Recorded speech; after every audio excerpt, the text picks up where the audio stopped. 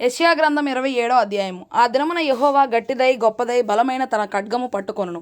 తీవ్ర సర్పమైన మకరమును వంకర సర్పమైన మకరమును ఆయన దండించును.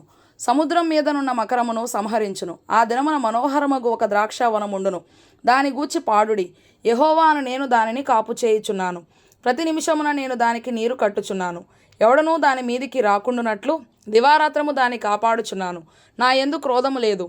గచ్చ పొదలను బలురక్కసి చెట్లను ఒకవేళ నుండిన ఎడల యుద్ధము చేయు వాని వలె నేను వాటిలోనికి వడిగా జొచ్చి తప్పక వాటిని కాల్చివేయుదును.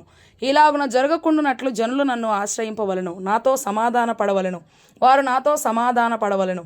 రాబో దినములలో యాకోబు వేరు పారును, ఇశ్రాయేలు చిగిర్చి పూయును. వారు భూలోకమును ఫలభరితముగా చేయుదురు. అతని కొట్టిన వారిని ఆయన కొట్టినట్లు ఆయన అతని కొట్టెన, అతని వలన చంపబడిన వారు చంపబడినట్లు అతడు చంపబడిన. నీవు దాన్ని వెళ్ళగొట్టినప్పుడు మితముగా దానికి శిక్ష విధించితివి. తూర్పుగాలిని తెప్పించి కఠినమైన తుపాను చేత దాన్ని తొలగించితివి. కావున యాకోబు దోషమునకు ఇలాగున ప్రాయశ్చిత్తము చేయబడును. ఇదంతయు అతని పాప పరిహారమునకు కలుగు ఫలము. చిన్నా భిన్నములుగా చేయబడు సున్నపు రాళ్ల వలె అతడు బలిపీఠపు రాళ్లన్నిటినీ కొట్టునప్పుడు దేవతాస్తంభము సూర్యదేవతా ప్రతిమలు ఇకను మరల లేవవు. ప్రాకారము గల పట్టణము నిర్జనమై అడవి వలె విడువబడును. విసర్జింపబడిన నివాస స్థలముగా నుండును. అక్కడ దూడలు మేసి పండుకొని దాని చెట్ల కొమ్మలను తినును. దాని కొమ్మలు ఎండినవై విరిచివేయబడును. స్త్రీలు వచ్చి వాడిని తగలబెట్టుదురు. వారు బుద్ధిగల జనులు కారు. వారిని సృజించిన వాడు వారి యందు జాలిపడడు.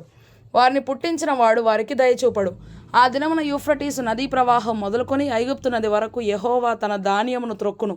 ఇశ్రాయేలీయులారా, మీరు ఒకరినొకరు కలుసుకొని కూర్చబడుదురు. ఆ దినమున పెద్ద బోర ఊదబడును. అషూరు దేశంలో నశింప సిద్ధమైన వారును ఐగుప్తు దేశంలో వెలివేయబడిన వారును వచ్చెదరు. యెరూషలేములోనున్న పరిశుద్ధ పర్వతమున యెహోవాకు నమస్కారము చేయుదురు.